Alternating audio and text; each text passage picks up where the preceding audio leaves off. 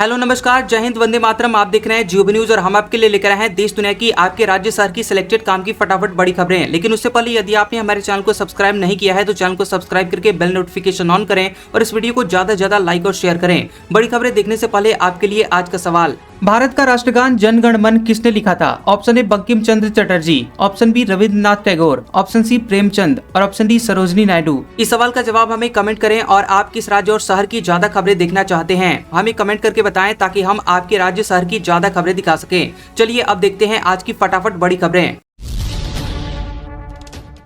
राजनीतिक दलों को इलेक्टोरल ट्रस्ट से 3,811 करोड़ का चंदा। भाजपा को 2024-25 में सबसे ज्यादा 3,112 करोड़, कांग्रेस को सिर्फ 299 करोड़ मिले। इलेक्टोरल बॉन्ड पर सुप्रीम कोर्ट के बैन के बाद पहले वित्त वर्ष 2024-25 में राजनीतिक दलों को 9 इलेक्टोरल ट्रस्ट के जरिए 3,811 करोड़ का चंदा मिला है। इसमें से 3,112 करोड़ रुपए केंद्र में सत्तारूढ़ भारतीय जनता पार्टी बीजेपी को मिले हैं। ये कुल फंड का करीब 82% है। यह जानकारी इलेक्टोरल ट्रस्ट की ओर से चुनाव आयोग को सौंपी गई रिपोर्ट से सामने आई है। चुनाव आयोग की वेबसाइट पर अपलोड किए गए रिपोर्ट्स के मुताबिक बाकी सभी दलों को मिलाकर करीब 400 करोड़ यानी 10% का फंडिंग मिला है। इसमें कांग्रेस को 299 करोड़ मिले हैं जो कि कुल चंदे का 8% से भी कम है। नवी मुंबई एयरपोर्ट पर पहली फ्लाइट को वाटर सैल्यूट। इंडिगो विमान बेंगलुरु से पहुंचा था। अडानी ने यात्रियों का स्वागत किया, सेल्फी खिंचवाई। नवी मुंबई इंटरनेशनल एयरपोर्ट पर कमर्शियल फ्लाइट ऑपरेशन शुरू हो गया है। बेंगलुरु से इंडिगो की पहली फ्लाइट यात्रियों को लेकर नवी मुंबई एयरपोर्ट पहुंची। आगमन पर फ्लाइट को पारंपरिक वाटर कैनन सैल्यूट दिया गया। इंडिगो की दूसरी फ्लाइट ने नवी मुंबई से हैदराबाद के लिए उड़ान भरी और इसके साथ ही एयरपोर्ट का पहला आगमन और प्रस्थान चक्र पूरा हुआ। एयरपोर्ट अथॉरिटी ने इसे NMIA की पहली कमर्शियल लैंडिंग और टेक ऑफ बताया है। नवी मुंबई एयरपोर्ट पर अडानी ग्रुप के चेयरमैन गौतम अडानी ने पहली कमर्शियल उड़ान से उतरे सभी यात्रियों का स्वागत किया। अडानी ने उनके साथ सेल्फी भी खिंचवाई। अडानी ग्रुप की Navi Mumbai international airport limited company airport का निर्माण और विकास कर रही है। 3 नई एयरलाइंस को केंद्र की हरी झंडी मिली। शंख एयर, अल हिंद एयर और फ्लाई एक्सप्रेस को NOC मिला। एविएशन सेक्टर में मोनोपोली तोड़ने की तैयारी। सरकार ने एविएशन सेक्टर में कंपटीशन बढ़ाने और बड़ी एयरलाइनों पर निर्भरता कम करने के लिए 3 नई एयरलाइन को नो ऑब्जेक्शन सर्टिफिकेट NOC जारी किया है। इन एयरलाइंस के नाम शंख एयर, अल हिंद एयर और फ्लाई एक्सप्रेस हैं। बता दें कि ये फैसला ऐसे समय पर लिया गया है जब हाल ही में इंडिगो की ऑपरेशन से जुड़ी हुई दिक्कतें सामने आई थी। इसके बाद सरकार को लगा कि भारतीय एविएशन सेक्टर में ज्यादा कंपनियों और विकल्पों की जरूरत है। दिल्ली में 5 रुपए में खाना मिलेगा। अटल कैंटीन हुआ शुरू। 100 जगहों पर स्टॉल लगेंगे। हर स्टॉल में 500 लोगों के खाने की सुविधा। दिल्ली सरकार ने पूर्व प्रधानमंत्री अटल बिहारी वाजपेयी की 101वीं जयंती पर अटल कैंटीन योजना की शुरुआत की है। इस योजना के तहत शहर में 100 जगहों पर 5 रुपए में 1 प्लेट खाना मिलेगा। हर कैंटीन में लगभग 500 लोगों को खाना उपलब्ध करवाया जाएगा। दिल्ली की CM रेखा गुप्ता ने कहा कि अटल कैंटीन दिल्ली की आत्मा बनेगी। यह ऐसा स्थान होगा जहां किसी को भूखा नहीं सोना पड़ेगा। वहीं CM ने अटल कैंटीन का जायजा लिया जहां भोजन परोस रहे और भोजन कर रहे लोगों से बातचीत की। बातचीत के दौरान लोगों ने कहा कि 5 रुपए में ऐसा स्वादिष्ट और पौष्टिक भोजन मिलना बड़ी बात है। वहीं दिल्ली सरकार की ये पहल गरीब और मजदूर के लिए किसी संजीवनी से कम नहीं है। सेना के जवानों को इंस्टाग्राम इस्तेमाल करने की परमिशन मिली। कमेंट पर रोक रहेगी। व्हाट्सएप, टेलीग्राम पर गैर गोपनीय जानकारी शेयर कर सकेंगे।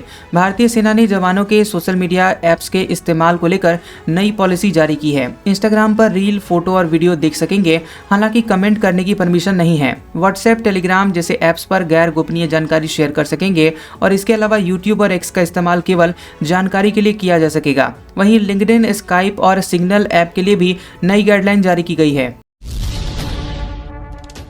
ओला उबर में महिलाएं चुन सकेंगी फीमेल ड्राइवर। ऐप में जेंडर चॉइस ऑप्शन जरूरी। ड्राइवर को टिप भी दे सकेंगे। नई गाइडलाइन हुई जारी। जल्द ही आपको कैब से राइड बुक करने के लिए ओला, उबर और रैपिडो जैसे ऐप में सेम जेंडर का ड्राइवर चुनने का ऑप्शन मिलेगा। इसके साथ ही ट्रिप पूरी होने के बाद ड्राइवर को टिप भी दे सकेंगे। इस ट्रिप की पूरी रकम ड्राइवर को ही मिलेगी। इन नियमों का मकसद पैसेंजर्स की सेफ्टी बढ़ाना है। खासतौर पर महिला पैसेंजर्स के लिए फीमेल ड्राइवर चुनने की सुविधा होगी। सरकार ने मोटर व्हीकल एग्रीगेटर्स गाइडलाइंस 2025 में बदलाव किए हैं। राज्यों को इसे लागू करने के लिए कहा गया है। आरबीआई ने 3 घंटे में चेक क्लियरेंस का नियम टाला। 3 जनवरी से लागू होना था। अब सुबह 9 बजे से शाम के 7 बजे तक होगी processing. Reserve bank of India यानी आरबीआई ने चेक क्लियरेंस को तेज करने वाली फेज 2 स्कीम को पोस्टपोन कर दिया है। यह स्कीम 3 जनवरी 2026 से शुरू होने वाली थी और इस फेज में बैंकों को चेक की इमेज मिलने के 3 घंटे में अप्रूवल या रिजेक्ट करना था और अब आगे की तारीख तक टाल दिया गया है। आरबीआई ने 24 दिसंबर को सर्कुलर जारी कर कहा है कि फेज 2 को टाल दिया गया है, फेज 1 ही चलता रहेगा। चेक प्रेजेंटेशन विंडो, चेक जमा करने का समय सुबह 9 बजे से दोपहर 3 बजे तक खुली रहेगी। वहीं बैंक सुबह 9 बजे से शाम के 7 बजे के बीच चेक को कंफर्म या रिजेक्ट कर सकेंगे। अब आप टोल कलेक्शन से भी मुनाफा कमा सकेंगे। एनएचएआई के राजमार्ग ट्रस्ट को सेबी की मंजूरी, निवेश पर मिल सकता है 10% तक का रिटर्न। अब आप देश के नेशनल हाईवे में पैसा लगाकर मुनाफा कमा सकेंगे। भारतीय राष्ट्रीय राजमार्ग प्राधिकरण एनएचएआई की नई पहल राजमार्ग इंफ्रा इन्वेस्टमेंट ट्रस्ट को बाजार नियामक सेबी से मंजूरी मिल गई है। ये स्कीम अब लोगों को नेशनल हाईवे प्रोजेक्ट में इन्वेस्ट करने का मौका देगी, जहां रिटेल और घरेलू इन्वेस्टर्स सीधे हिस्सा ले सकेंगे। जिस तरह आप म्यूचुअल फंड में पैसा लगाते हैं, उसी तरह अब आप सड़कों में पैसा लगा पाएंगे और गाड़ियों से वसूले जाने वाले टोल टैक्स की कमाई में आपको हिस्सा भी मिलेगा। ये स्कीम भारत के अन्य इनविट स्कीम की तरह 10% का रिटर्न दे सकती है। अडानी ग्रुप ने 2023 में 33 कंपनियों को खरीदा। हिंडनबर्ग आरोपों के बीच 86,000 करोड़ की डील पूरी की। पोर्ट्स में सबसे ज्यादा 28,145 करोड़ रुपए का निवेश किया। अडानी ग्रुप ने जनवरी 2023 से अब तक 86,000 करोड़ रुपए की 33 एक्विजिशन पूरी की है, यानी कि 33 कंपनियों या प्रोजेक्ट्स को खरीदा है। इनमें मुख्य रूप से पोर्ट्स, सीमेंट और पावर सेक्टर में सबसे ज्यादा निवेश हुआ है। ग्रुप ने ये डील ऐसे समय पूरी की है जब 2023 की शुरुआत में अमेरिकी शॉर्ट सेलर हिंडनबर्ग रिसर्च की रिपोर्ट से ग्रुप को बड़ा झटका लगा था। ग्रुप की कंपनियों पर जब मार्केट में विश्वास कम हुआ था। हिंडनबर्ग रिपोर्ट में अकाउंटिंग में खामी और स्टॉक मैनिपुलेशन से जुड़े हुए बड़े आरोप लगाए गए थे और ग्रुप आरोपों को खारिज करता रहा और इसी साल 18 सितंबर को मार्केट रेगुलेटर सेबी ने आरोपों को खारिज करते हुए ग्रुप को क्लीन चिट दी है। अरावली में नई खानों पर रोक, पुरानी पर बढ़ेगी सख्ती। केंद्र के सभी राज्यों को निर्देश। गहलोत बोले, इसमें कुछ भी नया नहीं।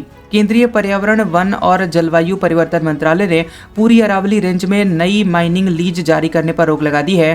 केंद्र ने राज्य सरकारों को अरावली में किसी भी प्रकार के नए खनन पट्टे देने पर पूर्ण प्रतिबंध लगाने के निर्देश जारी किए हैं। यह प्रतिबंध पूरे अरावली पर समान रूप से लागू होंगे और केंद्रीय पर्यावरण, वन और जलवायु परिवर्तन मंत्रालय से जारी किए गए लिखित बयान के मुताबिक इस आदेश का मकसद राष्ट्रीय राजधानी क्षेत्र तक फैली हुई सतत भूवैज्ञानिक श्रृंखला के रूप में अरावली की रक्षा करना और सभी अनियमित खनन गतिविधियों को रोकना है।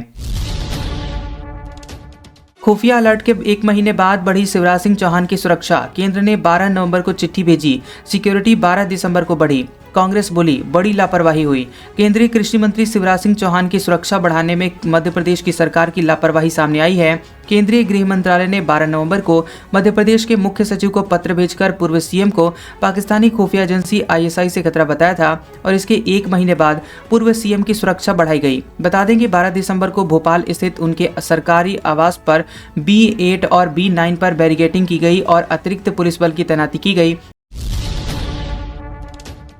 चंडीगढ़ में 1 रुपए में मिले जूते, कपड़े और बर्तन। मिक्सी खरीदकर महिला बोली, मजा ही आ गया। नगर निगम ने 1 दिन के लिए खोला स्टोर। चंडीगढ़ नगर निगम ने 25 दिसंबर को 1 रुपए का स्टोर खोला और 1 दिन के लिए खोले गए इस स्टोर में लोगों की खूब भीड़ दिखी। कोई गर्म कपड़े, कोई जूते तो कोई किताबें लेकर जाता दिखा। सामान लेने के बाद लोगों ने खुशी जाहिर करते हुए कहा कि इससे लोगों की सहायता होती है और सामान की वेस्टेज भी नहीं होती है। शहर के सेक्टर 38C के रानी झांसी भवन में 1 रुपए में स्टोर खोला गया और 1 दिन के लिए खोले गए इस स्टोर पर जरूरतमंद लोगों ने खूब सामान लिया व खुश नजर आए। ट्रेड वार्ता में भारत का अमेरिका को फाइनल ऑफर, टैरिफ 50% से घटाकर 15% करो। रूसी तेल पर लगी हुई पेनल्टी भी खत्म हो। भारत ने अमेरिका के सामने ट्रेड वार्ता में अपना आखिरी प्रस्ताव रख दिया है। भारत चाहता है कि उस पर लगाए गए कुल 50% टैरिफ को घटाकर 15% किया जाए और रूस से कच्चा तेल खरीदने पर जो एक्स्ट्रा 25% पेनल्टी लगाई गई है उसे पूरी तरह से खत्म किया जाए। दोनों देशों के बीच चल रही इस वार्ता से नए साल में कोई ठोस फैसला निकलने की उम्मीद है। दोनों देशों के बीच एक व्यापक द्विपक्षीय व्यापार समझौता पर बातचीत चल रही है। वाणिज्य सचिव राजेश अग्रवाल ने कहा कि समझौते पर जल्द ही सहमति बन सकती है, हालांकि उन्होंने कोई तय समय सीमा नहीं बताई है। इस हफ्ते भारत और अमेरिका की व्यापार टीमों के बीच दिल्ली में बैठक हुई थी। बातचीत 2 मुद्दों पर रही।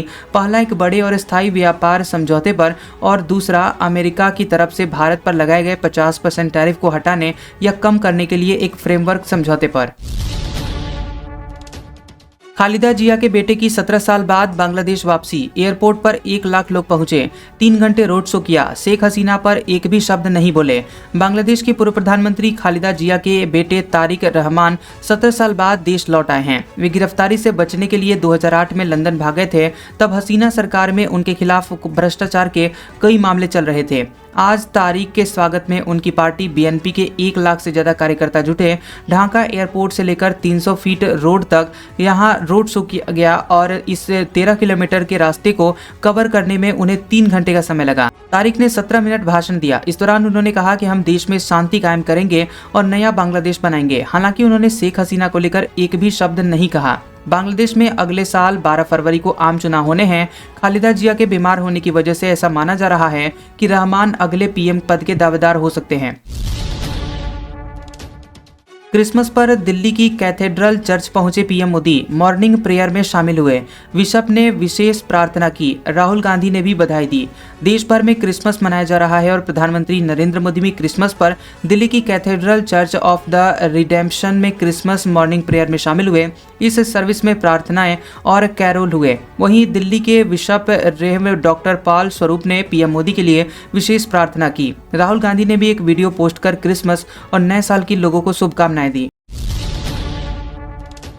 भारत ने K4 बैलिस्टिक मिसाइल का सफल परीक्षण किया।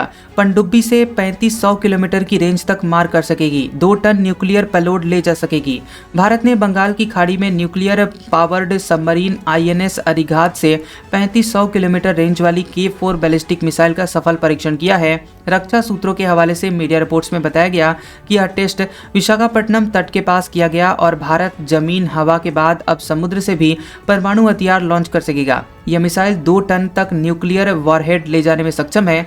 K सीरीज की मिसाइलों में K अक्षर डॉक्टर APJ अब्दुल कलाम के सम्मान में रखा गया है और इसकी भारत के मिसाइल कार्यक्रम में अहम भूमिका रही है। पीएम मोदी बोले, हमने 370 की दीवार गिराई। आजादी के बाद सभी उपलब्धियां एक ही परिवार के नाम होती थी। लखनऊ में प्रेरणा स्थल का किया उद्घाटन। प्रधानमंत्री नरेंद्र मोदी ने लखनऊ में राष्ट्रीय प्रेरणा स्थल का उद्घाटन किया, जहां उन्होंने जनसंघ के संस्थापक डॉक्टर श्यामा प्रसाद मुखर्जी, पंडित दीनदयाल उपाध्याय और अटल बिहारी वाजपेयी की मूर्तियों का अनावरण करके पुष्पांजलि अर्पित की। पीएम मोदी ने कहा कि हमारी सरकार ने आर्टिकल 370 की दीवार गिराई और पहले एक परिवार की मूर्तियां लगती थी। आज हर विभूति को सम्मान मिल रहा है। आज़ादी के बाद सभी उपलब्धियां एक ही परिवार के नाम होती थी। भाजपा ने हर किसी के योगदान को सम्मान दिया है। राजस्थान में फर्जी डिग्री से नौकरी लगे तो पकड़ेगा QR कोड। 1 क्लिक पर सामने होगा अभ्यर्थी का ओरिजिनल रिकॉर्ड। फर्जी डिग्री और डॉक्यूमेंट के जरिए नौकरी पाने वाले गिरोहों पर लगाम लगाने के लिए राज्य सरकार ने बड़ा कदम उठाया है। अब प्राइवेट सरकारी यूनिवर्सिटी की ओर से जारी डिग्री, डिप्लोमा, मार्कशीट और माइग्रेशन सर्टिफिकेट पर अनिवार्य रूप से QR कोड अंकित किया जाएगा। दरअसल भर्ती प्रक्रिया के दौरान बड़ी संख्या में संदिग्ध डॉक्यूमेंट सामने आते हैं, जिनकी जाँच में लंबा समय लगता है। इसके समाधान के लिए विद्यालयों की ओर से जारी किए गए डॉक्यूमेंट्स में अलग अलग परिवर्तन के लिए राजस्थान लोक सेवा आयोग RPSC ने 21 अगस्त को सरकार को सुझाव दिया था। इसके बाद तकनीकी शिक्षा विभाग ने 3 दिसंबर और उच्च शिक्षा विभाग ने 26 दिसंबर को राज्य की सरकारी और प्राइवेट यूनिवर्सिटी को निर्देशित किया था। वहीं इन बदलावों के लागू होने पर भर्ती संस्थानों की ओर से अभ्यर्थियों के डॉक्यूमेंट की जांच 1 क्लिक पर संबंधित यूनिवर्सिटी के ओरिजिनल रिकॉर्ड से सीधे हो सकेगी और इसके भर्ती प्रक्रिया में तेजी के साथ ही डॉक्यूमेंट में किसी भी प्रकार की गलती को पकड़ा जा सकेगा। आज का सुविचार, आपके पास जितना समय अभी है उससे अधिक समय फिर कभी नहीं होगा। कैसा लगा ये वीडियो हमें कमेंट सेक्शन में जरूर बताएं। वीडियो पसंद आया हो तो वीडियो को लाइक और शेयर करें और ऐसी इंटरेस्टिंग वीडियोस देखने के लिए हमारे चैनल GOB न्यूज को सब्सक्राइब करें और बेल आइकॉन को दबाएं। और हमारे ओल्ड और लेटेस्ट वीडियोस देखने के लिए हमारे प्लेलिस्ट और कम्युनिटी टैब को जरूर चेक करें। तो मिलते हैं अगले वीडियो में, तब तक के लिए आपका शुक्रिया।